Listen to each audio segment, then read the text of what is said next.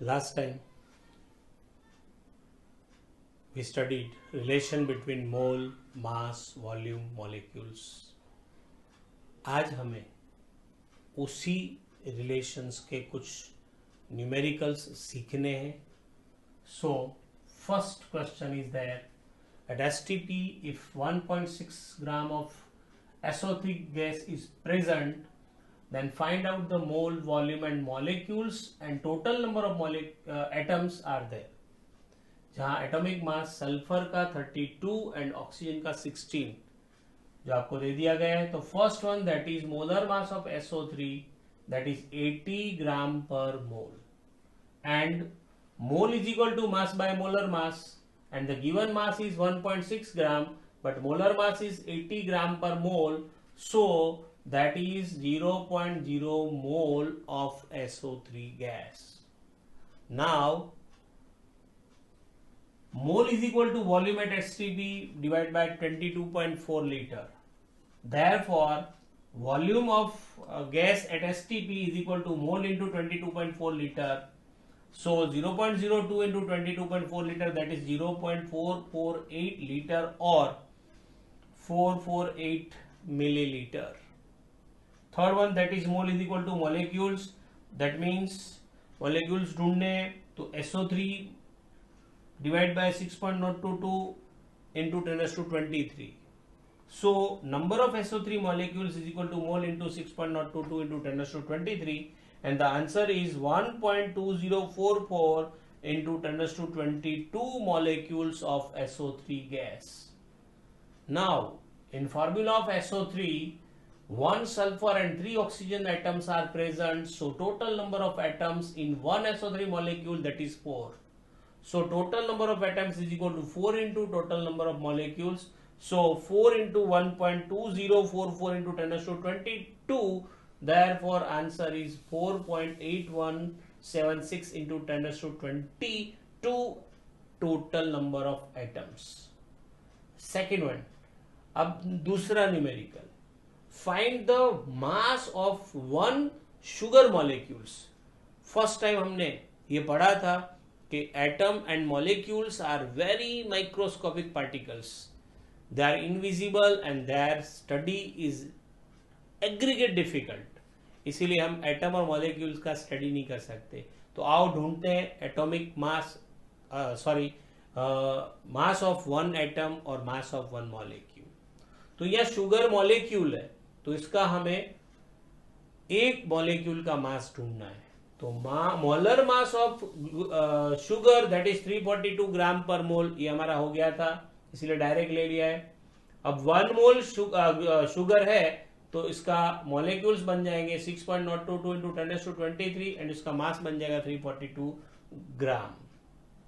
So 6.022 into 10⁻23 molecules of sugar is equal to 342 gram, then 1 molecule of sugar, that is question mark, and the answer is 5.679 into 10⁻22 gram. ये जो मास है ये aggregate negligible है. अब आ रहा है दूसरा question, find out the mass of one carbon atom. यहाँ शुगर मॉलिक्यूल था इसीलिए हमने एक मॉलिक्यूल का मास ढूंढा, बट कार्बन एटम है तो हमें एक एटम का मास ढूंढना है. तो सीधा फॉर्मूला लगा दिया है, mass of one carbon atom is equal to atomic mass of carbon divide by 6.022 into 10⁻23 and the answer is 1.9926 into 10⁻23 ग्राम. ये मास स्पेक्ट्रोमीटर से भी एक्सपेरिमेंटली ढूंढा गया है. अब हमें किसी भी कंपाउंड में जितने भी एलिमेंट्स हैं उनके परसेंटेज कितने हैं ये सीखना है. कैसे ढूंढेंगे वो.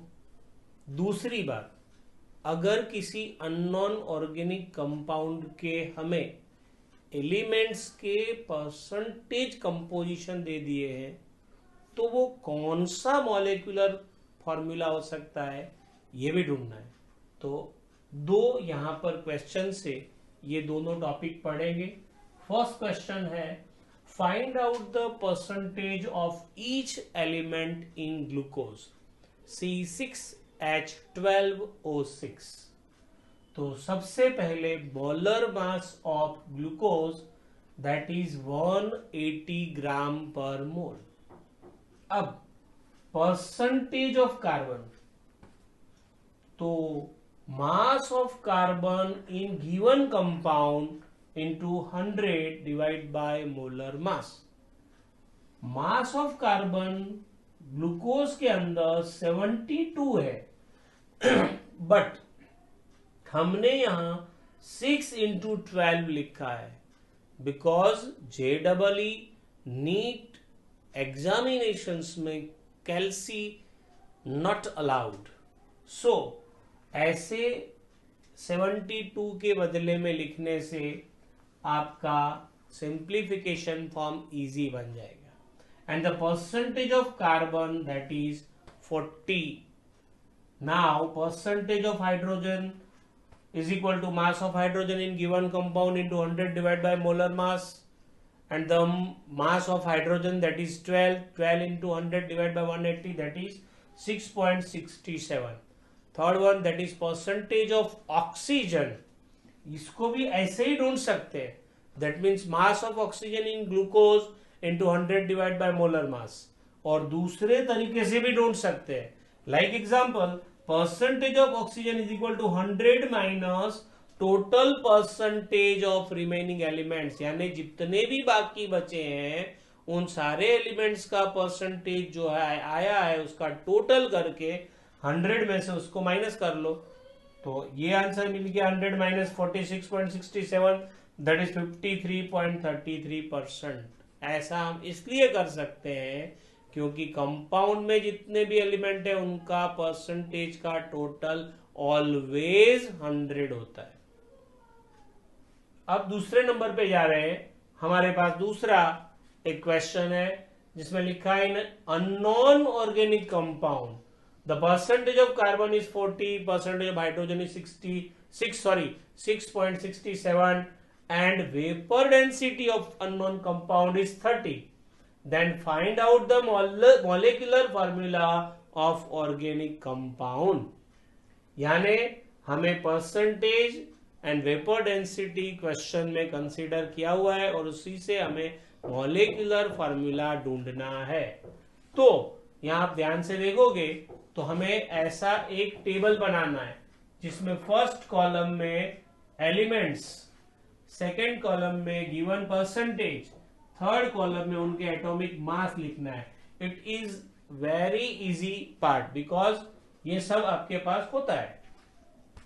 अब आप देखोगे क्वेश्चन में परसेंटेज ऑफ कार्बन 40 है, percentage of hydrogen 6.66, but infinitive 6 होता है इसीलिए यहां पे 6.67 लिया हुआ है।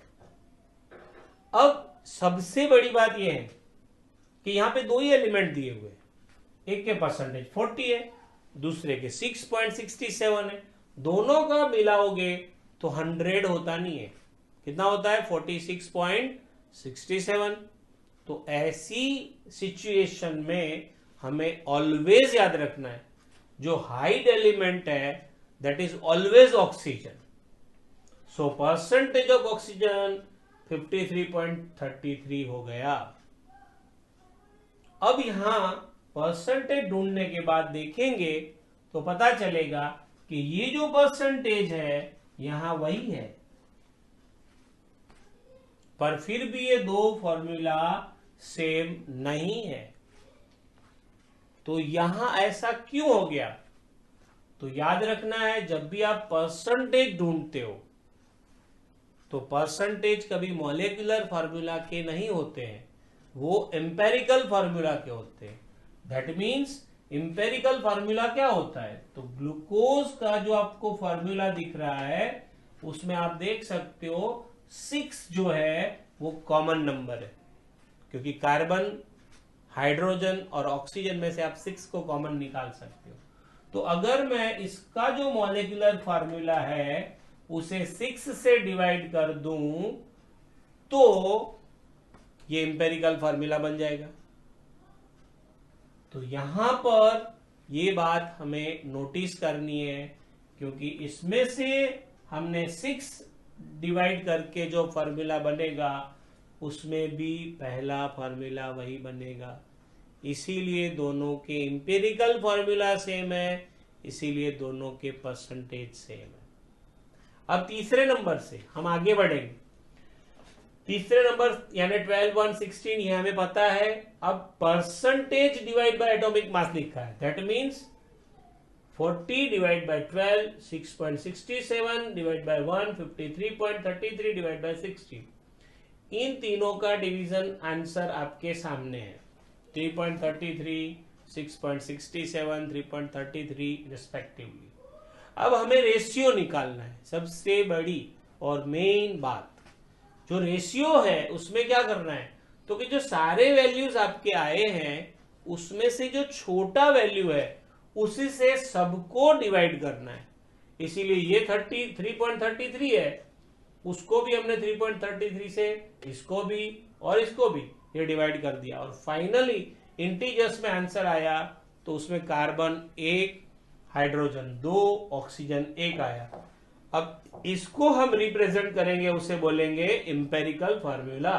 तो empirical formula of compound is CH2O, जो यहां पे भी बनेगा। आप ध्यान से देखोगे तो ये हो गया C6H12O6 divide by 6 and therefore answer is CH2O। And the empirical formula दोनों कंपाउंड का सेम है, इसीलिए सारे एलिमेंट्स के परसेंटेज भी सेम है। Now formula mass of CH2O, formula mass किसे कहेंगे, तो molar mass of empirical formula, क्योंकि जो हमारे पास ये फॉर्मूला है उसका मोलर मास, पर ये मॉलिक्यूल तो है नहीं, इसीलिए उसको फॉर्मूला मास नाम दिया गया है। वो आ गया 30 ग्राम पर फॉर्मूला, क्योंकि carbon 12, hydrogen 2, oxygen 16, that is 30 ग्राम पर फॉर्मूला। अब यहां सबसे बड़ी बात है, रिमेंबर करके लिखा हुआ है, जितनी बातें रेड कलर में इंडिकेट है दे आर मोस्ट इंपोर्टेंट, जो भूल जाते हैं बच्चे और उसी के कारण एग्जाम में गड़बड़ हो जाती है। अब ये बात आपके टेक्स्ट बुक में कहीं नहीं है, पर हमें JEE नीट के लिए ये बहुत जरूरी है। अब तक हम क्या करते थे, मोलर मास जो है वो फॉर्मूला से ढूंढते थे, पर यहां पर एक्सपेरिमेंटल मोलर मास है तो उसका फॉर्मूला है 2 into vapour density. Vapour density के बारे में अपने टेक्स्ट बुक में कोई डिटेल नहीं है। 2 इंटू 30 देयरफॉर 60 ग्राम पर मोल, ये इसका मोलर मास हो गया। अब इसका मोलर मास 60 है, इसका मोलर मास 180 है। इसी से भी डायरेक्टली आप हिसाब लगा सकते हो कि ये जो फॉर्मूला है इससे ये 3 गुना छोटा है, 3 टाइम्स स्मॉलर। इसको 3 से डिवाइड करोगे तो इसका फाइनल आंसर आ जाएगा। पर अब ये आंसर लेने का तरीका है कि भाई n पहले ढूंढना है, n that means common number in molecular formula. तो molar mass divide by formula mass 60 by 30 that is 2। अब ये n मिल गया। अब ये मोलर मास था ना, उसमें से ये मास हटा करके मैं फॉर्मूला लगा रहा हूं, तो ये बन गया molecular formula by empirical formula is equal to n। तो molecular formula is equal to n into empirical formula बन गया। तो 2 into CH2O that is C2H4O2। अब अगर हम आगे एक्सपेरिमेंट करें तो ये फॉर्मूला CH3COOH हो सकता